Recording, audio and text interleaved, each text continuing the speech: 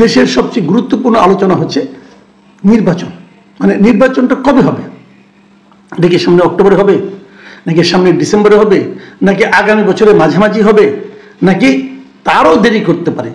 অনেকে আবার আগ্রহ নিয়ে এমনও বলেন, অতি উৎসাহ নিয়ে বলেন, এই যে নির্বাচন হয়ে কি লাভ, হোক না আর একটু পরে, 1-2 বছর যাক তারপরে হোক, এরকম কথা হচ্ছে। আসলে কবে হবে এটা হলো মূল প্রসঙ্গ এখন। তবে যতদূর বোঝা যায়, যতদূর আমি বুঝি, সেটা হলো এই বছরের ডিসেম্বরে হওয়ার সম্ভাবনাই বেশি। আমাদের প্রধান উপদেষ্টা উনিও বলেছেন, উনি অবশ্য দুটো অপশন রেখেছেন। আবার ওনার যারা নাকি অন্য আছে, মানে লোকজন যারা আছে, তারা আবার এটাকে পিছাতে চায়। অনেক অনেক উপদেষ্টা আছে, তারা এটাকে হয়তো আগামী বছরের মাঝামাঝি নিতে পারলে খুশি হন। এরকম নানা বিষয় কিন্তু এখানে কাজ করছে। কিন্তু আমি যতটুকু বুঝি, নির্বাচন এবছরের ডিসেম্বরের মধ্যেই হবে, অথবা ডিসেম্বরেই হবে।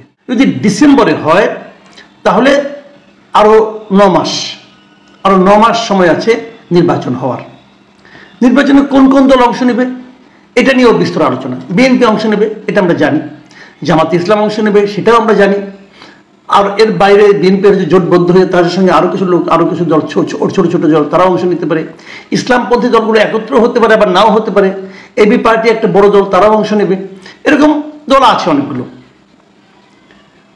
আরেকটা নতুন দল যেটা সবচেয়ে আলোচিত এই মুহূর্তে, সেটা হলো জাতীয় নাগরিক পার্টি, তারাও অংশ নেবে। প্রশ্ন হচ্ছে, জামাত ইসলাম যে অংশ নেবে, তারা কি দলীয়ভাবে অংশ নিতে পারবে? এখন পর্যন্ত পারবে না, কারণ তাদের নিবন্ধন যে বাতিল হয়েছিল, সেই নিবন্ধনটা কিন্তু এখনো বাতিল অবস্থায়। তারা অবশ্য আপিল করেছে, আপিলের রায় পেলে হয়তো তারা পেয়ে যাবে। সমূহ সম্ভাবনা তারা আপিলে তারা জিতবে, কারণ এখন তো যে আপিল করবেন সেই আপিলেই অনেকেই জিতছে, আমরা দেখতে পাচ্ছি। ওনারাও জিতবেন। এবং আমি তো মনে করি ওনাদের নিবন্ধন বাতিলটাই অনিয়মের মাধ্যমে হয়েছিল। তো যদি ওনারা নিবন্ধনটা পেয়ে যান, তাহলে দাঁড়িপাল্লা ওনারা পাবেন। নতুন যে ছাত্র সংগঠন, ছাত্রদের যে সংগঠনটা, তরুণদের যে সংগঠনটা হলো, তারা কিন্তু এখন নিবন্ধনের জন্য আবেদনই করেনি। তো আবেদন করতে গেলে কি কি লাগবে? দেখুন, আমি আপনাকে কিছু একটা ধারণা দিই, তাহলে আপনি বুঝতে পারবেন। কিছু কিছু দলিলপত্র জমা দিতে হয়। তার মধ্যে একটা হলো গঠনতন্ত্র, যেটা এই দলে এখন পর্যন্ত করেছে বলে আমরা জানি না। তারপরে দলীয় ইশতেহার, যদি নির্বাচনী ইশতেহার থাকে সেটা জমা দিতে হবে। যদি দলের লোগো থাকে, পতাকা থাকে, সেগুলি জমা দিতে হবে। তবে নির্বাহী কমিটির সকলের নাম এবং পদবি সহ দিতে হবে। আর যেটা দিতে হবে, আমি যে কারণে আজকে আলোচনাটা করতেছি, সেটা হলো দলের নামে যে ব্যাংক অ্যাকাউন্ট আছে, সেই অ্যাকাউন্টের নাম্বার জমা দিতে হবে এবং ব্যাংকের নাম জমা দিতে হবে। দলের নাম এবং ব্যাংকের নাম এবং ব্যাংকের অ্যাকাউন্ট, দলের যে ব্যাংক অ্যাকাউন্ট আছে সেটা, এবং অ্যাকাউন্ট নাম্বার, এবং অ্যাকাউন্টের কি নামে অ্যাকাউন্টটা আছে, এবং সেই সঙ্গে কোন ব্যাংকে আছে, এবং সেই সঙ্গে ওই অ্যাকাউন্টে সর্বশেষ যে হিসাবটা আছে সেটাও জমা দিতে হবে। তার সঙ্গে দলের তহবিল যেটা হয়েছে, যারা ওখানে জমা হয়েছে, যে টাকাটা জমা আছে, এবং এর বাইরেও যদি কোনো তহবিল থাকে, যদি এর বাইরেও কোনো সম্পদ থাকে দলের, সেই তালিকাটাও ওখানে দিতে হবে। এবং সেই সঙ্গে দিতে হবে এই টাকাটা কোথা থেকে আপনারা পেয়েছেন তার একটা হিসাব দিতে হবে। এটা কিন্তু নতুন নিয়ম না, এই নিয়মটা আগের থেকে চলে আসছিল। তো এখন আপনারা বলুন, এই নিয়ম কি আপনাদের মনে হয় কোনো একটা রাজনৈতিক দল এই নিয়মটা সৎভাবে মেনেছে? আমার তো মনে হয় না। আমার তো মনে হয় না যে কোনো একটা দল এই নিয়মগুলো খুব মানে সততার সঙ্গে অনেস্টলি তারা মেনটেন করেছে, এটা আমার কাছে মনে হয় না।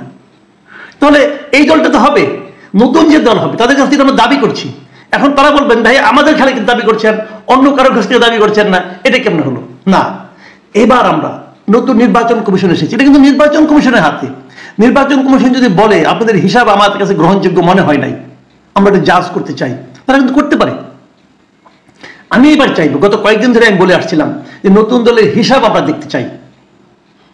নতুন দল কোথেকে টাকা পাচ্ছে এটা আমরা জানতে চাই। ভয়ঙ্কর একটা কথা বলেছেন নাহিদ ইসলাম সাহেব, যে ওনারা হিসাব দিতে চান না, কারণ যদি অনেকে যারা দিয়েছেন টাকা, যদি তাদের নিরাপত্তা বিঘ্নিত হয়।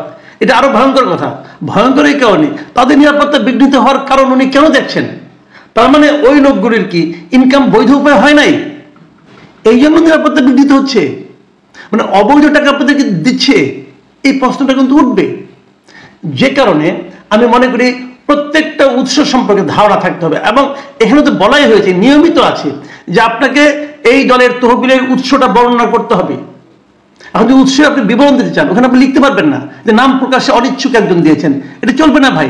আপনাকে ওই ব্যক্তির অথবা ওই প্রতিষ্ঠানের নাম উল্লেখ করতে হবে যারা আপনাকে টাকাটা দিয়েছে। সেই টাকাটা কে দিল বলতে হবে। আমি আবারও বলি, যে কথাটা বলার জন্য আজকে আমি এটা বলছি, সেটা হলো যে আমি এতদিন বলে এসেছিলাম যে ছাত্রদের নতুন সংগঠন যেহেতু, সেহেতু এই সংগঠনটাকে আমরা অন্য কিছু মনে করি বলে এদের কাছে চেয়েছিলাম। কিন্তু আমি মনে করি যেহেতু নির্বাচন কমিশনের আইনে এটা আছে, প্রত্যেকটা দলকে এই হিসাব দিতে হবে। প্রত্যেকটা দলকে ওই আগে যেভাবে দিতে দায় সরা গেছে ওইভাবে নয়, একদম ডিটেইল হিসাব দেওয়া দরকার এবং সেই হিসাব পাবলিক করতে হবে। নির্বাচন কমিশনের ওয়েবসাইটে সেই হিসাব আমরা সাধারণ মানুষ দেখতে চাই। আমরা বুঝতে চাই আমাদের কোন পার্টি কতটা ধনী, আমরা বুঝতে চাই কোন পার্টি কিভাবে ধনী আর কোন পার্টি কেন গরিব, এটা আমরা বুঝতে চাই। এটা বুঝে আমরা সেই কাজটা করতে চাই। দলগুলোকে হিসাব দিতে হবে, আপনি কোথা থেকে টাকা পেয়েছেন, আপনি ব্যবসা করেছেন নাকি আপনি চাঁদাবাজি করেছেন, আমরা বুঝতে চাই। এই জিনিসটা না বুঝলে পরে আমি মনে করি নির্বাচন কমিশনের হাতে, যেহেতু নির্বাচন কমিশনের উচিত হবে, নির্বাচন কমিশন চাচ্ছে একটা ভালো নির্বাচন করার জন্য, আমি মনে করি তারা এটা দিয়ে শুরু করুক যে এর মধ্যে জুন জুলাই এসে যাবে, জুন জুলাইয়ের মধ্যে হিসাবটা দিতে হবে। আর 3 মাস, 3 মাসের মধ্যে প্রত্যেকটা হিসাবকে ওনারা প্রয়োজনে সিএ ফার্ম দ্বারা চেক করাবেন, দুদককে দিয়ে চেক করাবেন যে হিসাব ঠিক আছে কিনা। যাদের হিসাবে গরমিল পাবেন তাদের নির্বাচনে অযোগ্য ঘোষণা করবেন। পারবেন এটা করতে?